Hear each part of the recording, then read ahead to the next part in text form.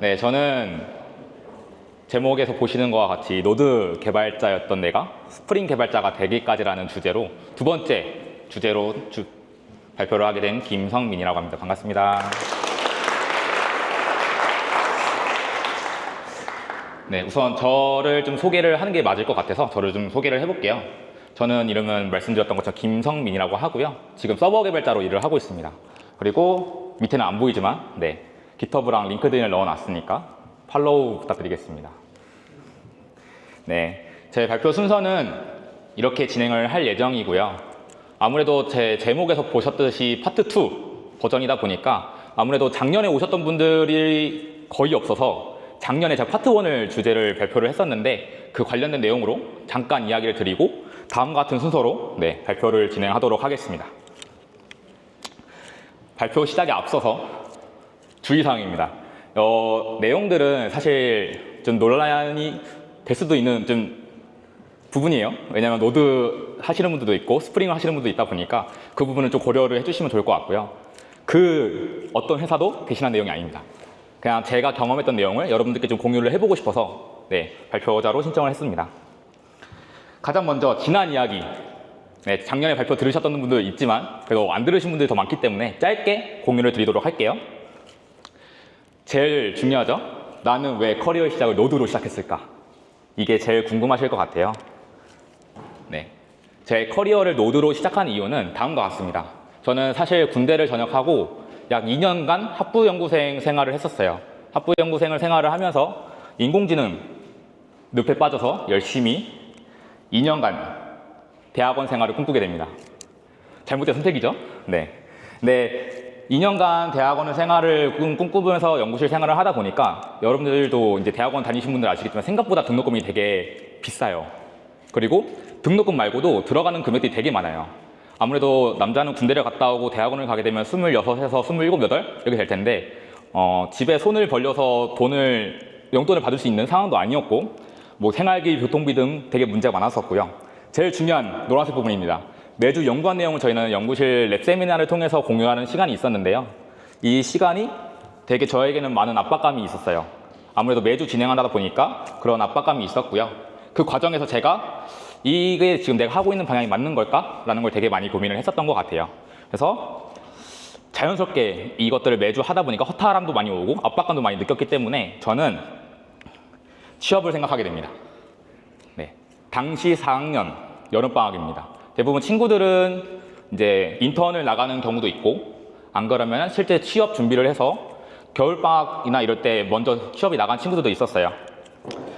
이제 취업을 하게 되면 나는 어떤 기술을 좀 다룰 수 있을까를 많이 고민을 했었던 것 같아요. 내가 지금 다룰 수 있는 기술들이 어떤 것일까? 그 당시에 제가 사용해봤던 개발 언어들, 뭐 대학생 때 많이 다뤘던 그리고 연구실에서 개발했던 언어들을 좀 고민을 해봤는데 이런 것들이 있었습니다. 잘 안 보이시죠? 네, 가장 기본적인 거 C 언어, 그다음 C++, 쿠다라는 언어가 있어요. GPU를 이제 쓸 수 있는 쿠다라는 언어가 있고요. 그다음에 다들 아시는 자바, 그다음에 파이썬, 그리고 또 제가 특이하게 루비를 또 해봤습니다. 그리고 자바스크립트를 해봤어요. 그냥 잘은 못하고요. 그냥 맛만 봤다라는 정도만 생각하시면 좋을 것 같고요. 그때 당시 4학년 2학기 여름방학 시점에서 내가 가장 잘하는 언어가 뭘까를 되게 많이 고민을 했었고요.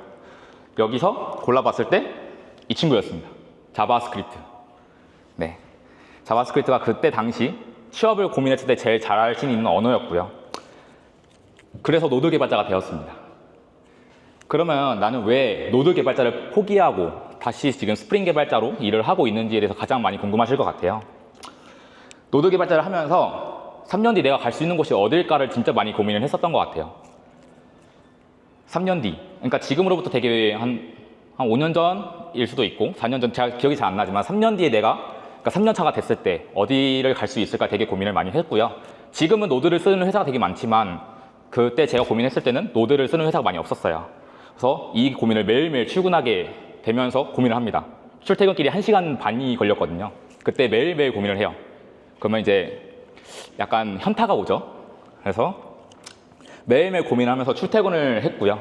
매일 고민하다가 지칠 것 같아서 안 되겠다. 이력서를 다듬고 지원서를 제출하자라는 다짐을 하게 됩니다. 그래서 정말 운이 좋게 노드 진영을 해서 스프링 진영을 쓰는 스프링 개발자가 되었고요. 현재 지금 스프링으로 지금 개발을 하고 있습니다. 개발한 지는 한 2년 정도 됐습니다. 그럼 이제 여기가 이제 시작이에요. 제가 스프링 개발은 아무래도 처음 하다 보니까 어떤 것들이 있는지를 잘 몰랐어요. 그런데 일단은 되게 운이 좋게 스프링 개발자가 됐는데 면접을 보면서도 사실 확신이 들지 않았어요. 근데 왜 나를 실무 경험도 없는 저를 어떤 부분을 보고 뽑았는지 사실 지금도 잘 모르겠습니다. 어떤 메리트가 있어서 내가 노드를 했던 걸 기반으로 면접을 많이 봤는데 스프링에 아무런 연관성이 없는데 어떻게 저를 뽑아주셨을지를 되게 고민도 많이 했는데 사실 지금도 잘 모르겠어요. 근데 그래도 뽑아주셨으니까 저는 그 기대에 부응을 해야 되잖아요. 아무래도 어떤 것을 보고 뽑아주시는지 잘 모르겠지만 저는 이제 돈을 받고 일하는 입장이다 보니까 그 기대에 부응을 하기 위해서 열심히 공부를 하게 됩니다. 퇴근하고도 하고요. 그 퇴사하고 텀이 있었을 때부터 계속 공부를 하게 됩니다. 그리고 입사 일자가 확정이 나고 우선 내가 사용하게 될 언어인 자바에 익숙해지기 위해서 4년 만에 자바 책을 꺼냅니다. 그리고 생전 처음으로 스프링 관련 책을 사봤어요. 네, 그 책이 이 책입니다. 혹시 다들 아시나요? 다들 아시죠? 네, 향노님께서 이제 내신 책인데요. 이 책을 사게 된 이유는 그냥 교보문고에 들어갔어요.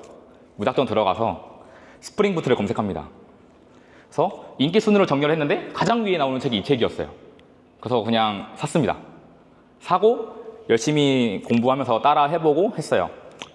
그래서 매일 밤에 퇴근을 하고 그 책을 기반으로 공부를 하고 열심히 따라치면서 실제 AWS도 올려보고 했었습니다. 근데 문제는 이제 여기서부터 생겨요. 이게 술술술 넘어가면 재미가 없잖아요. 그래서 항상 문제는 생기듯이 여기서 문제가 생깁니다. 아마 스프링을 하시는 분들은 아시겠지만 저는 이게 잘 몰랐어요. 일단 들어봤으니까 스프링 부트, 그 다음에 스프링, 뭐가 다른 거지? 이걸 좀 잘 몰랐었고요. 근데 처음이었으니까 그러니까 이름만 들었던 상황이었어요. 다음 두 번째, 개발해야 되는데 메이븐과 그래들이 나오네? 뭐가 다르지?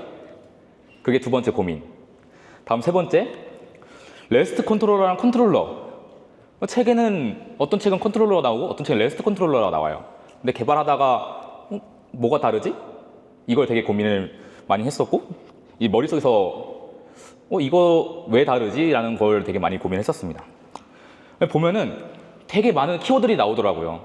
뭐 스프링 시큐리티, 웹플럭스, 그 다음에 마이바티스, 뭐 JPA, 그 다음에 보면은 막 빈이라는 것도 나오고 스프링 클라우드라는 것도 나오고 그러니까 스프링 배치 같은 것만 나오다 보니까 이제 멘붕이 빠집니다. 야, 이거 어디까지 공부를 해야지 맞는 걸까? 사실 이거에 대한 정답은 아직도 잘 모릅니다. 항상 그냥 일을 하면서 이제 새로운 게 나오면 계속 공부를 하고 있는 상황이고요.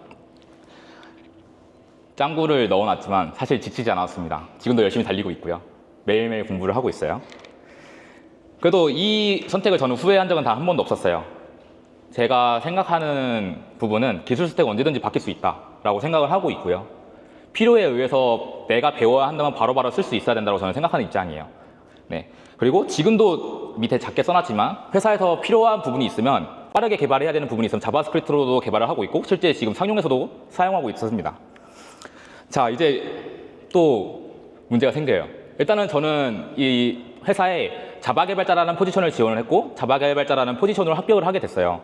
그래서 그때 당시에 대부분의 회사들이 코틀린을 많이 쓰는 추세였기 때문에 제 면접 때 물어봅니다. 혹시 회사 서비스에 코틀린을 사용하는 서비스가 있나요? 근데 분명히 하나밖에 없다고 하셨거든요. 근데 회사에 보니까 코틀린을 하라고 하더라고요. 그래서 분명히 코틀린 서비스는 하나라고 했는데 면접을 보고 나서 그 텀이 있었을 동안 어떤 일이 있었을까를 엄청 고민을 했었어요. 근데 일단은 저는 당시에 코틀린, 아무래도 자바도 아직 익숙하지 못한 상태인데도 불구하고 코틀린에 대해서 공부를 한 번도 해본 적이 없었고요. 살면서 코드를 단 한 번도 본 적이 없었어요. 아무래도 코틀린이 이제 그때 당시에 많이 유행을 하고 있었지만 동아리나 이런 데서도 대부분 자바를 사용해서 개발을 했었기 때문에 코틀린 코드를 한 번도 본 적이 없어서 이제 고민을 많이 하게 됩니다. 자, 나는 뭘 공부를 해야 될까? 코틀린과 자바. 나는 그래도 자바 개발자 포지션으로 왔는데 뭘 공부를 해야 되지? 회사에서 코틀린을 쓰고 있고 근데 나는 포지션 자바고 그래서 엄청 고민을 하다가 엄청 고민을 해요. 근데 일단 여러분도 아시겠지만 코틀린을 일을 하면서 자연스럽게 익숙해질 거라고 저는 생각을 하고 있었어요. 아무래도 많이 다루는 언어다 보니까 일을 하면서 코드를 많이 보게 될 거고 많이 익숙해질 것 같으니까 난 자바 개발자다 라는 거 생각으로 개인적으로 공부할 땐 자바를 좀 공부를 했던 것 같아요. 물론 코틀린을 공부를 안 했던 건 아니고요. 좀 약간 병행하면서 했던 것 같아요. 그러니까 여러분은 인텔리제이 쓰시면 자바 코드를 코틀린 코드에 붙여놓으면 자동으로 바꿔주잖아요. 네, 그런 거 보면서 많이 좀 비교를 했던 것 같아요. 결국에는 JVM 기반으로 돌아가는 언어다 보니까 크게 차이점은 없지 않을까라고 생각을 했었습니다. 결국엔 두 언어는 비슷하다. 근데 다르다. 근데 이 두 언어를 같이 공부하다 보니까 가끔 헷갈려요. 이거 코틀린 문법인데? 근데 나는 왜 자바 문법을 쓰고 있지? 혹은 자바로 이제 프로젝트를 하고 있는데 코틀린 문법을 쓰고 있네? 그래서 실제로 코틀린을 사용하는 프로젝트에서 자바로 코드를 짜다가 빨간 줄이 뜨는 거예요. 그래서 뭐지? 약간 이런 것도 되게 많았었고요. 그다음에 자바 프로젝트에서도 코틀린으로 막 하다가 뒤늦게 알게 된 케이스도 많이 있었습니다. 자, 이제 회사에 들어와서 코틀린이라는 걸 알게 되고 코틀린이라는 코드를 많이 보게 되고 코틀린이 지금 익숙해지려고 하는 타이밍에 저에게 첫 태스크가 주어집니다. 근데 보시면 아시겠지만 개발 불가라는 것이 확정이 됐고 이런 것들을 좀 공유를 해드리려고 해요. 일단 입사를 하자마자 아무래도 첫 입사를 했으니까 도메인에 대해서 좀 공유를 받고 해야 되다 보니까 입사를 하고 2주 만에 저에게 첫 태스크가 할당이 됩니다. 일단 해야 할 일은 요거예요. 신규 서비스를 그때 팀에서 개발을 하고 있었고 기존에 있던 레거시라고 하기엔 좀 애매하지만 최근에 개발했던 기능이 이 신규 서비스를 대응을 해야 되는 그게 태스크였어요. 그래서 요거를 좀 연동할 수 있게끔 개발을 해달라고 하셨고 이때 프로젝트는 자바 프로젝트였습니다. 고민을 하게 됩니다. 야, 이거 첫 태스크인데 잘해야 되는데 기대에 부응을 해야 되는데 근데 아직 DB 구조도 파악을 못했어요. 2주 동안 온보딩 받고 도메인 지식 받고 어떤 게 코드가 이런 서비스에 돌아가고 했는데 DB 구조도 파악을 못했는데 그때 해야 할 일이 이제 카프카를 이용해서 메시지를 주고받고 메시지를 쏘고 그다음 받아서 처리하고 이런 작업들 중 하나였거든요. 근데 카프카도 이름만 들어봤지 써본 적이 없는 거예요. 그냥 카프카라는 기술이 있구나. 딱 그 정도만 알고 있던 타이밍이었거든요. 근데 아직 코틀린도 익숙하지 못한 상태인데 내가 카프카까지 공부를 해야 되는 상황이 온 거죠. 이제 공부할 게 점점 많아져요. 딱 이 상태였어요. 오씨, 어떡하지? 야, 이거 어떻게 해야 될까? 어떻게 해야 될까?를 엄청 고민했던 것 같아요. 근데 개발을 하다가 보니까 좀 뭔가 이상한 거예요. 신규 서비스를 대응을 하기 위해서 내가 기존 서비스를 대응을 해야 되는데 분명히 A라는 데이터가 신규 서비스에 있는 거예요. 그러니까 A라는 데이터를 이제 기존에 있던 데이터랑 연동시키는 약간 그런 거였는데 기존에 있는 기능에서는 A라는 데이터가 없는 거예요. 그럼 결국은 이제 딱 쉽게 생각하면 그냥 연동하면 되겠지? 데이터를 생성하면 되겠지라고 생각을 했었어요. 근데 문제가 생기죠. 당시에 이 신규 서비스라는 것은 엄청나게 큰 개편 작업이어서 팀원 모두가 들어가서 진행을 했던 프로젝트였고요. 그나마 최근에 개발되었던 이제 제가 개발을 하게 될 기능에서는 단순 연동만 필요하다고 생각했었고 저에게 그 태스크를 주신 분들도 그냥 단순 연동이다라고만 생각을 해서 이제 입사를 처음 해서 저한테 주신 태스크였는데 연동이 아니라 아예 새로 개발을 해야 되는 사이즈가 나온 거예요.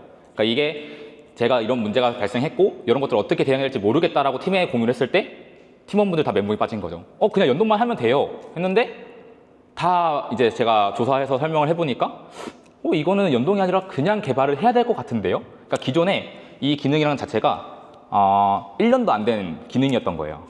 그래서 신규 개발을 해야 된다. 근데 제가 말씀드린 것처럼 이미 팀원 전체가 프로젝트에 들어가고 있었던 건데 신규 개발을 해야 되는 상황이 온 거죠. 그래서 이렇게 제가 맡은 첫 태스크가 개발 불가라는 게 판정이 되고 이제 저희 팀원이 다 들어가다 보니까 이 새로 개발해야 되는, 그러니까 기존에 연동해야 되는 걸 새로 개발하다 보니까 그거를 어쩔 수 없이 다른 분들 통해서 개발을 하게 됐고요.